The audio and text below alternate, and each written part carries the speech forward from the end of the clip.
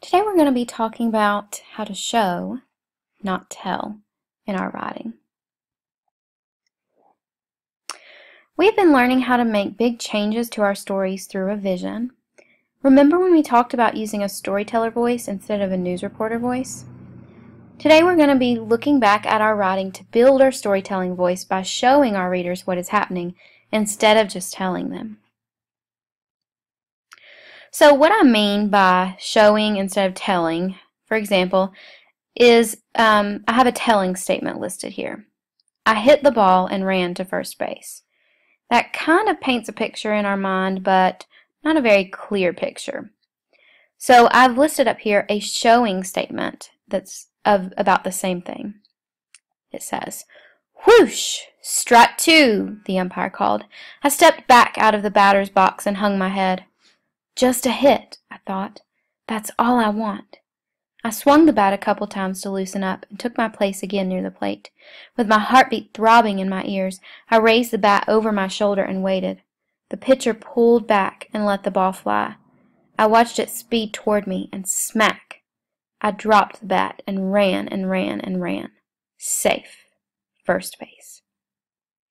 So as we can tell here, this statement really has descriptive words and includes some dialogue and really uses the senses of what would be seen and heard and felt in that statement. And it really paints a really clear picture in our minds of them hitting the ball and running to first base. So we would much rather read this statement in a book than the statement listed above that was the telling statement.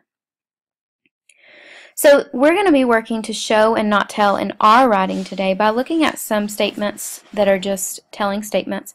We're going to be thinking about how we could add descriptive words and dialogue to really make it more of a showing statement, to really get our readers' attention and make our writing the best that it can be. So we have a chart here for some telling statements, and we're going to try to turn those into showing statements. And I'm going to show you how I would do that with the statement, "I was happy."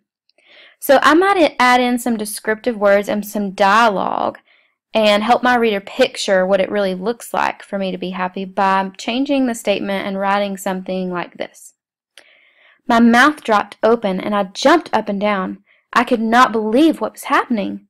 A smile spread across my face from ear to ear. So as you can tell, I'm still describing me being happy, but I did it by using descriptive words and using some details that really show instead of just telling.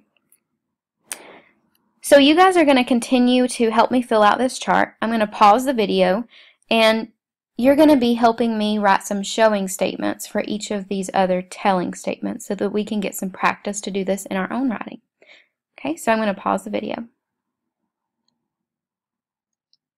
Alright, now that we've finished our chart, this chart is going to be a great resource for you to use as you add or cut out parts of your stories to work on showing and not telling today.